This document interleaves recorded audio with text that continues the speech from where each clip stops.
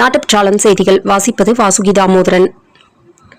பழங்காலத்து வைத்திய முறையை பாதுகாக்க வேண்டும் என்று பழம்பெரும் சித்த மருத்துவர்கள் தங்கள் கருத்தை கொடுத்து வருகிறார்கள்.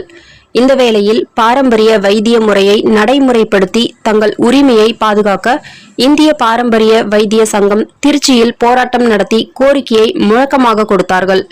இதில் திண்டுக்கல் வைத்திய சங்கம் மற்றும் பல பகுதிகளில் இருந்து பாரம்பரிய மருத்துவர்கள் திரளாக கலந்து கொண்டார்கள். நேற்று வியாழன் கோவை மாவட்ட ஆட்சியர் பவன்குமார் கிரியப்பனவர் தலைமையில் ஆட்சியர் அலுவலகத்தில் நுகர்வோர் காலாண்டு கூட்டம் நடைபெற்றது. மாவட்ட வருவாய் அலுவலர் நாராயணன் அவர்கள் முன்னிலை வகித்தார். மாவட்ட வழங்கல் நுகர்வோர் பாதுகாப்பு அலுவலர் விஸ்வநாதன் அவர்கள் கூட்டத்தில் விவாதிக்கப்பட்ட விவாத பொருட்களை தொகுத்து வழங்கினார்.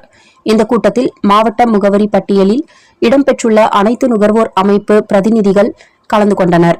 அதில் தன்னார்வ நுகர்வோர் உரிமை பாதுகாப்பு நல மையத்தின் மாநில பொருளாளர் PS சுரேஷ், துணைத் தலைவர் குருசாமி கலந்து கொண்டனர்.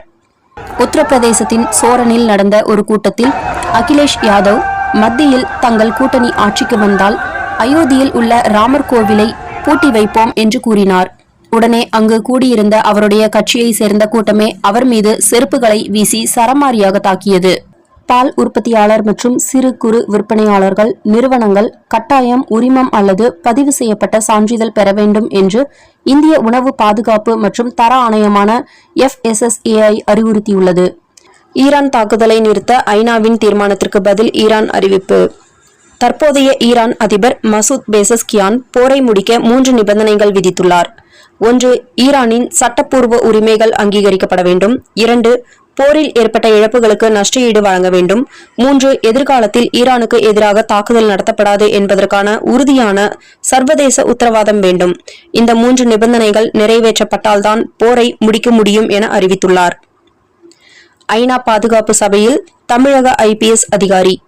தமிழக IPS அதிகாரி IG-யாக இருந்த சத்யபிரியா தற்போது அமெரிக்கா நியூயார்க்கில் உள்ள ஐநா பாதுகாப்பு சபை தொடர்பான இந்திய நிரந்தர மிஷனில் பணியாற்ற நியமிக்கப்பட்டுள்ளார். தமிழகத்தின் புதிய ஆளுநர் ராஜேந்திர விஸ்வநாத் அர்லேக்கர் அவர்கள் பதவியேற்பு விழாவில் தமிழக முதல்வர் மற்றும் அமைச்சர்கள் எழுந்து நின்று வந்தே மாதரம் பாடலும், அதைத் தொடர்ந்து தேசிய கீதம், அதைத் தொடர்ந்து தமிழ்தாய் வாழ்த்தும் பாடினர். மாதம் தவறாமல் வெளிவரும் நாட்டுப்பற்றாளன் பத்திரிகையின் செய்தியாளராக பணிபுரிய விருப்பம் உள்ளவர்கள் கீழே உள்ள நிர்வாக அலைபேசி எண்களில் தொடர்பு கொள்ளலாம்.